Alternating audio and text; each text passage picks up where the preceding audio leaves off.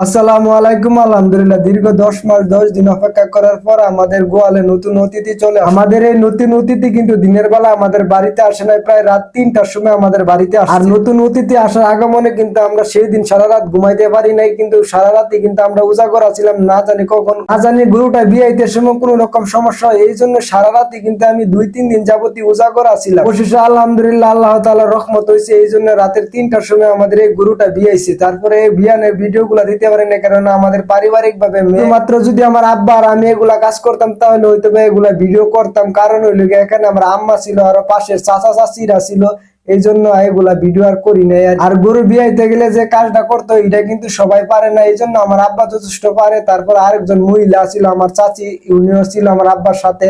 দুইজনে মিললে আমার আব্বা আর আমি গুরুর সামনে ছিলাম। আর আমি যদি গুরুর সামনে দাঁড়াই তাহলে গুরু অনেকটাই শান্ত হয়ে যায়, এই জন্য আমি গুরুর সামনে সবসময় দাঁড়াই থাকি যখন আব্বা দুধ দহন করে। রাত্রে 3টার সময় যখন বিয়ে ছিল তখন কিন্তু এই বাছুর গুলারে আমরা সবগুলা খাল দুধ দোয়া খাওয়াইছি। তারপরে এখন সকালবেলা, তারপর এখন সকাল 5:30টার মতন বাজে, এখন আবার আসছি গুরুকে যে বাকি যে দুধগুলা আছে দুধগুলা বাছুরকে খাওয়ানোর জন্য। বাছুরও কিন্তু তেমন একটা দুধ এখন বেশি একটা খাইতেছে না, তারপরে একটু দুধ জন খাইছে, আর বাকি দুধরা আবার টাইম না মূলত কি জগের মধ্যে লুয়ে লাইতেছে। আমাদের গরু উলানে কিন্তু এখন মেসরাইটিস হয়ে গেছে, এই জন্য আমরা মেসরাইটিস যে প্রথম প্রক্রিয়াটা আছে এটা এখন করবো। আর দিন এত বড় উলান মাসাল্লাহ কিন্তু দুধ নাই, একটু দুধ প্রায় আধা কেজির মতন দুধ হইব দহন করা হয়েছে। আর বাকিতে কিন্তু একটু দুধ মনে হয় কি বাছুরে খাইছে, বাছুরও তেমন একটা বেশি খাইতে চাই না। এখন কিন্তু আমার আব্বা সম্পূর্ণ উলানের দুধগুলা টাইনা শেষ করার পরে এখন যেহেতু উলানটা অনেক শক্ত হয়ে গেছে, এই জন্য বেশি করে বরফ দিয়ে এখন মূলত উলানটারে সম্পূর্ণ উলানটারে ডলা হইতেছে। প্রায় 10-15 মিনিটের মতন বরফ দিয়ে ডলার পরে এরপরে কিন্তু আমরা সম্পূর্ণ উলানটারে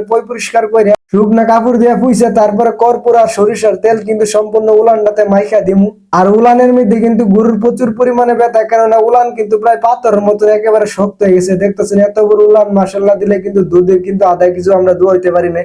তারপরে যা আধা কিছু দুয়াইছিলাম তারপরে এটা লাত্তি মাইরা ফালাই দিছে আর কি। যেহেতু এটা পাথরের মতন শক্ত হয়েছে গা, এই জন্য উলানে প্রচুর পরিমাণে টনটনাইতেছে আর ব্যথা করতেছে। এটা কোন রকম ভাবে ডল তো দিতেছে না, এই জন্য এটা ভালোর জন্য যে ডলতাছে। এটা যেহেতু আমার মানুষ সবার গোয়ালে নতুন অতিথি আসতে দেখি সবাই আনন্দ ফুর্তি করে, কিন্তু আমার অনেকটাই কষ্ট করতে হইতেছে। এই জন্য কিন্তু আমি এই ভিডিওটা ছাড়তে প্রায় 3 দিন পরে যাচ্ছি। 3 দিন পরেও কিন্তু আমার গুলানের যে মেসরাইটিস রোগটা ছিল এটা কিন্তু এখনো সারে নাই। সবাই আমার জন্য একটু দোয়া করবেন, আমার গরুগুলা যেন একটু সুস্থ করে দেয় আল্লাহ। এছাড়া আর কিছু বলার নাই ভাই। আসলে আমি অনেক বড় অসহায় হয়ে লিখছেন, 3-4 দিন যাবত অনেক কষ্ট করতে হইতেছে দিন রাতে এগুলার জন্য। প্রথম 2 দিন কিন্তু আমি শুধুমাত্র কর্পূর আর সরিষার তেল দিয়ে উলানে ঢলছিলাম, কিন্তু এতে কোনো কাজ হয় নাই। এরপর আমি আমাদের এলাকার ভেটেরিনারি ডাক্তার সাথে কথা বলে প্রায় 4,000 টাকার উপরে ওষুধ আনছি। আল্লাহ তাআলা জানি না এটার ফরিদান কি হয়। তারপর আপনারা বড় হিসেবে আমি ছোট হিসেবে আপনাদের কাছে একটা দোয়া চাই যে তো আল্লাহ তাআলা আপনাদের দোয়ার উসিলা যেন আমাদের এই গরুটাকে সুস্থ করে দেন।